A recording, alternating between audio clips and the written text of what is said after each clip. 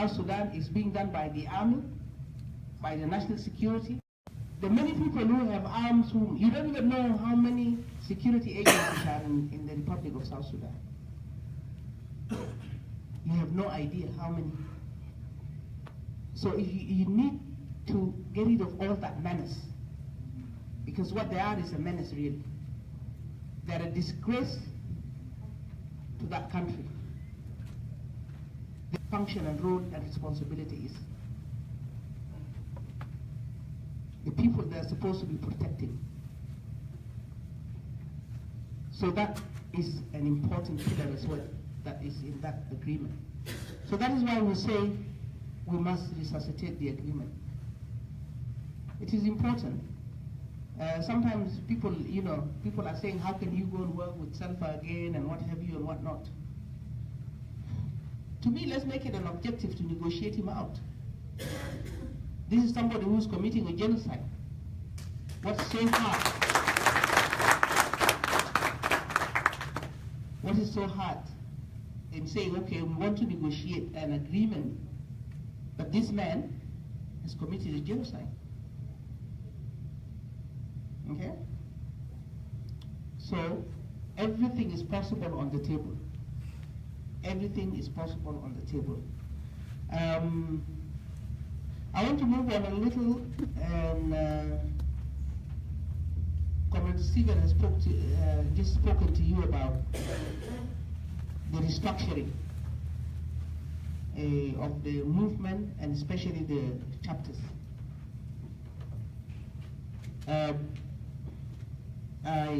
You see, as a resource, our chapters here, our members, our South Sudanese communities are a very important resource.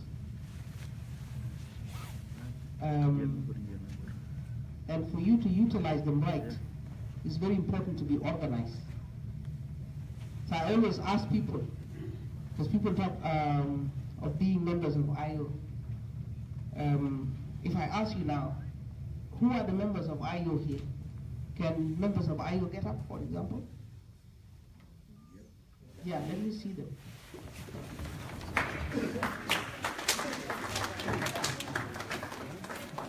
So these are members of IO.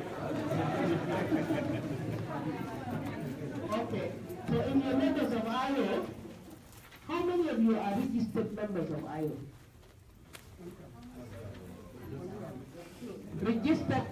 Registered members of IO. Okay, I must clap for you. You see, because you go to places, people will claim that they are IO. Being a member of IO, you have responsibilities, you have obligations, as well as rights. So the first thing you must do is you register as a member of IO. Once you register, you now start to fulfill your obligations. And you'll find them in our constitutions. What are the responsibilities and obligations of a member? They are in our constitution. You can even begin to demand things from your chapter. You can demand things from your chairman, from your political bureau, and so on. But then you also have rights. These rights include the right to vote, the right to be voted into an office, and so on.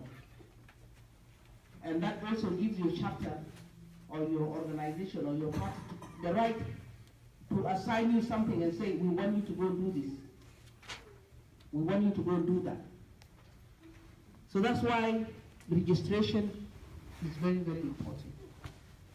Some of your obligations is when you register, you pay a certain fees. I don't know whether your chapter gives you membership cards. Because when you pay your registration fees, you should expect back that you must have a membership card, because that's your identity. That is your ID, so that if there is an election, for example, today, you must show your ID if you are coming to vote. This is something you must demand from your chapter. Your subscription fees, you're paying them because you want your chapter to deliver certain things. You want your chapter to inform you about what is happening in your party. You want your chapter to help you understand the vision of the movement and all of that. But also it gives your chapter the right to mobilize you and say, we are going to Washington to demonstrate in front of the Kenyan embassy, because the Kenyan government has gotten involved and violated the rights of some of our members. Your chapter has the right to call you and say, let's go and do that. Your chapter has the right to say and mobilize you and say, we are going to New York because we want to demonstrate, or we want to deliver a message because of the genocide that is happening in South Sudan to the UN Security Council and so on. So these are things that you people need to think together and do. So this amounts to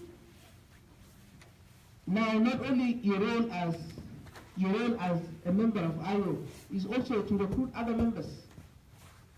Explain to them and tell them why SPLM, SPLA in opposition is the best party for you to join. Because this is the party that offers hope in South Sudan. This is the party that will move us forward, that will help us get rid of this tyranny that is in Juba. So that is your duty as well, to go out and recruit for your party. It is your duty also to actually try to see the common minimum that you share with other people who are not in IO, just like the genocide. I don't believe there's anybody who is in the US here who will not go and campaign with you against the genocide that is happening in South Sudan. So you can also mobilize other members who are not members of IO to say, let's go and advocate for these common things that are hurting all of us together. But you just have to be aware that you don't allow those people to use you, but rather you want to use them for a common cause, to further the cause of your people. So this is very, very important. I want to say that really, because I want to listen to some of your questions, but I want to say it's good that you people are in touch with some of your elected leaders here. Hopefully next time when we come, it would be good to see that some of you are members of those councils. Because if you're, the reason why a mayor would come and visit you is because they know your vote matters. Now, the same responsibilities and obligations I'm talking about, it would be good for you to observe them in your host community here. Because it's high time that you also become part of that community. You can do things that can help you to achieve certain things. But you can also change some of the policies if you want and make your lives better. So it's better that you guys try to strive to be part of this politics of this place. You can put up people for election, or you can put your demands for your vote. Say, okay, we are going to vote for you, but we need A, B, C, D as a community. Because people actually are supposed to follow your vote. Your vote is not just to benefit somebody to go into an office, but your vote is for changing your life and changing the lives of those who are around you for the better. So I encourage you people to get involved in these communities. In times of peace, you can always bring them back home. You see there are these twinning things that happen in the world where you find two cities who would twin up. A city in India can twin up with a city in South Sudan. Yeah, there's nothing preventing this Gallatin. It's called Gallatin? Yeah. Gallatin, for example, to twin up with Kajukeji. And because they have a lot of resources, you can benefit from them. You can benefit from them. So these are things that maybe you people need to be very conscious about. I was talking to members of community, and this is just another advice to the community as well. You see, the Jewish in this world are a serious force. When this country goes to election, they're always very careful about what they say about the Jews. This is because they are a very serious economic power. I see here you are paying your taxes, you're working, but most of you are on production lines. You see, why don't you venture out, do your businesses, support each other? When I was talking to some people, and I tell them, why don't you start a business? They say, oh, you know our community. If you cook, they say our food is not well cooked. And they have to go and eat with the Ethiopian food. Well, if the food is not nicely cooked, another lady can volunteer from the community to join those people who have opened the business to help them cook better, instead of their family. So make yourself relevant. You make yourself relevant by making yourself an economic power. You're already a voting bloc. I'm not sure whether you're using that yet, but you can use it. So if you make yourself an economic power, you become even more stronger. You do business, and when you do that business, you not only help yourself here, but you see the little money you get from that 2 shifts of job, where you have to send to people in the refugee camp in Ethiopia, the refugee camp in Kakuma, the refugee camp in Uganda. We know the pressure. I know the pressure because I was a diaspora. Our people at home, when you have a disaster like that, there's a lot of expectations from you, the diaspora. And you break your backs, you work, we still don't appreciate it back home. And sometimes it's because things are so expensive as well back home. So if you send somebody 200,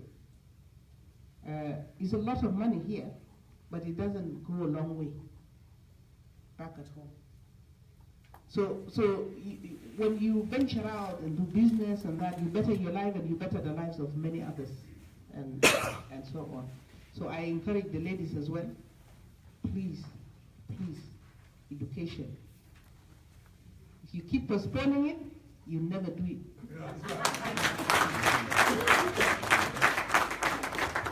And I tell you a secret. You're here, you're in the Western world, you're working very hard. When you go home, you'll not be able to compete. Because people at home have certificates. And this certificate counts. We don't have production lines at home.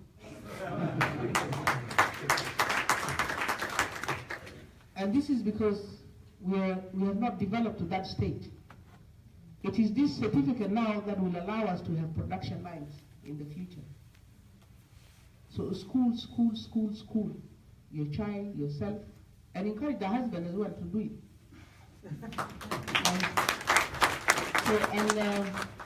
I think I want to leave it here, and if there are any questions, then we'll answer them. Thank you.